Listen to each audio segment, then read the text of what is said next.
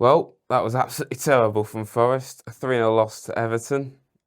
I am not entirely surprised because in the week we struggled to beat a team with 2 points. So you go and play Everton, who are now currently fifth in the league. You play the same team with a couple of players that were questionable to start against Wolves. You start them here against, okay, Everton have been a bit inconsistent, but ultimately a good side still. Probably the best they've looked in years. It was always going to be a bit of a risky thing to do that, playing Ndoye again, playing Morato, and yeah, it backfired. Really poor performance. We didn't really lay a glove on them. And according to the stats, we had 7 shots to their 11. It felt like it was far more one-sided than that. We did have a handful of chances, but nothing serious, nothing really clear-cut. I mean, we missed an open net from Dominguez, but yeah, I'm surprised we had 7 shots. I thought they had more than 11 as well. Again, we have more possession, which, again, that's not going to mean anything if you play like we did when we have the ball. Yeah, 3 subs at half-time as well. Said a lot. As I said, the lineup was the same. That never made any sense, really. Dan Ndoye has fallen off a cliff. Not that I ever really think he was on the cliff, to be honest. I don't really ever think I have seriously been sold on Dan Ndoye. 35 million in the summer from Bologna, and at the moment, he looks useless. I know he's not a defender, but he was partly at fault for that first goal. 90 seconds into the game, really poor tracking, no pressure, no pressing at all. Dewsbury Hall is a quality player, and you can't give him that sort of space. And then obviously it's unfortunate for Milenkovic, but you know, I think conceding an own goal in 90 seconds today kind of sums up how this game went. And then after that, the frustrating thing is it was kind of even, I think, for a lot of that first half. Everton had the upper hand the whole game, don't get me wrong, but we kind of slowly started to get into it. I think we had a couple of half chances. Anderson had a chance towards the end of that first half, and you're just thinking, okay, we're kind of maybe turning up a little bit, and then we concede a goal on the break like we did. Hutchinson losing the ball, too many men forward. It was like Ange ball all over again, too many men forward. And yeah, it was a 3v1. Morato was nowhere to be seen. Savona was way up the pitch. Nico was way up the pitch. It was just Milenkovic, I believe. I need to see it again, but it was 3v1. And yeah, if you don't score from that, you're more poor than us, really. So yeah, Everton took advantage of that. We saw Abbott coming on at right back. I think he did pretty well for himself.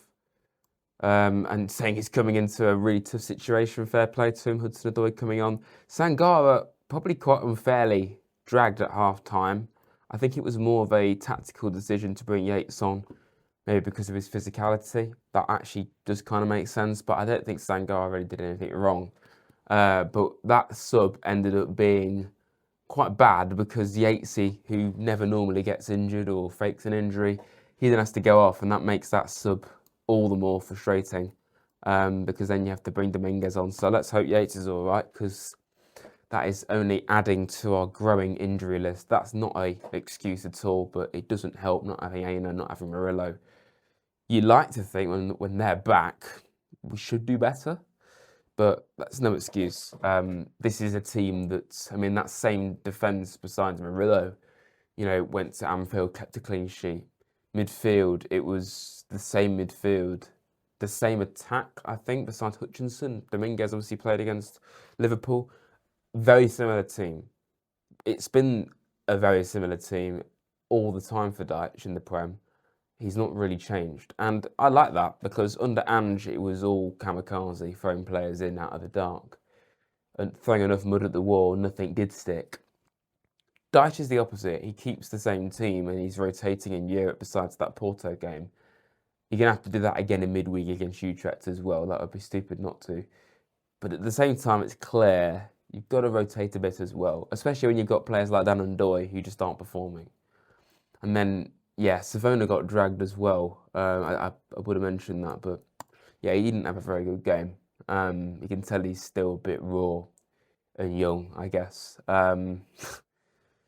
And yeah, that third goal, obviously, it was from a corner, and yeah, brilliant goal from Dewsbury Hall, but all too easy again. Sales clears it, doesn't really go to anybody. I think it's Tarkowski that knocks it back. And again, so many times have I seen Forest concede a goal like that in the Premier League. Just, you know, you whack it clear, doesn't really go to anybody, then you all kind of converge on the same player, completely losing sight of everybody else. It's just poor organisation from that corner. And I could say I am amazed that Everton only had 11 shots compared to our 7. Like, I thought they had, at the very least, a lot more than us, because it felt like they were going to score quite a lot more than they did before that third goal and even after it. And they're in great form, you know, when you got Dewsbury Hall and Grealish, you know, they're a really good side. I know they're a bit inconsistent themselves, but they're a good team, Everton. They're currently 5th. But equally, we know that we're also a good team. We went to Hemphill the other week and won 3-0. Now, I know Liverpool are not what they were, but Liverpool on paper are still much better than Everton, and yet we beat them 3-0.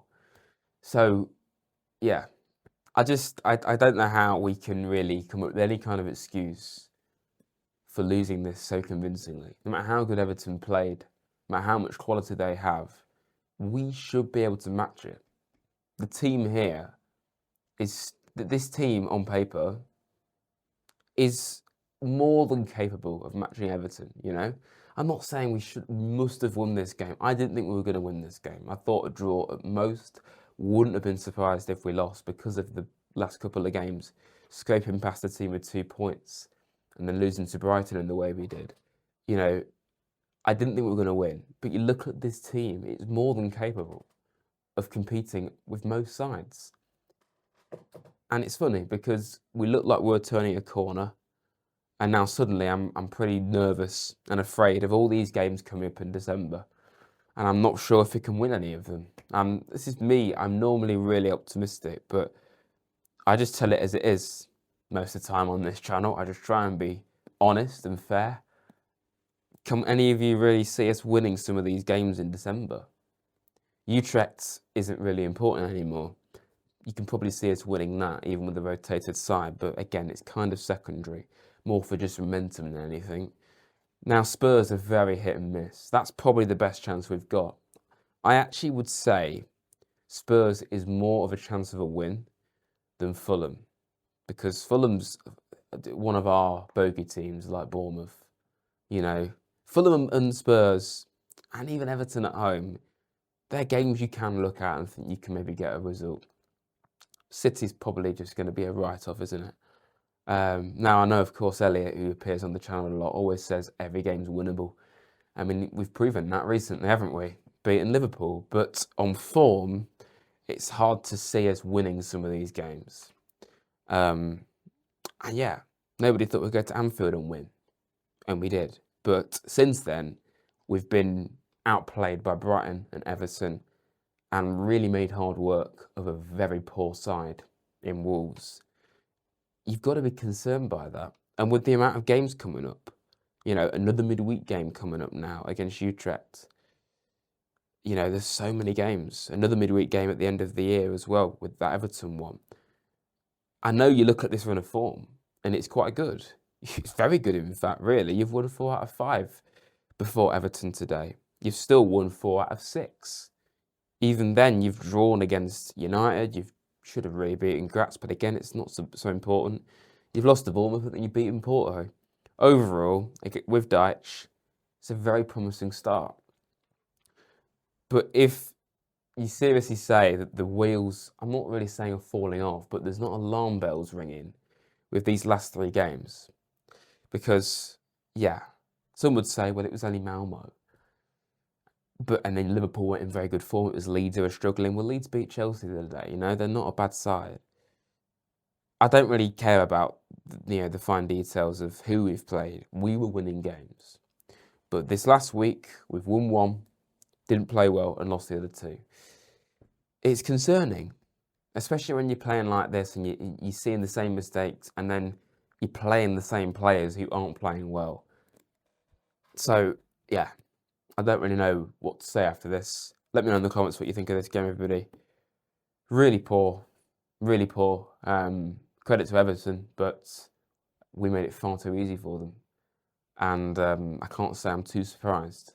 So yeah, please like, subscribe to Rads if you're new to the channel. And up the Reds.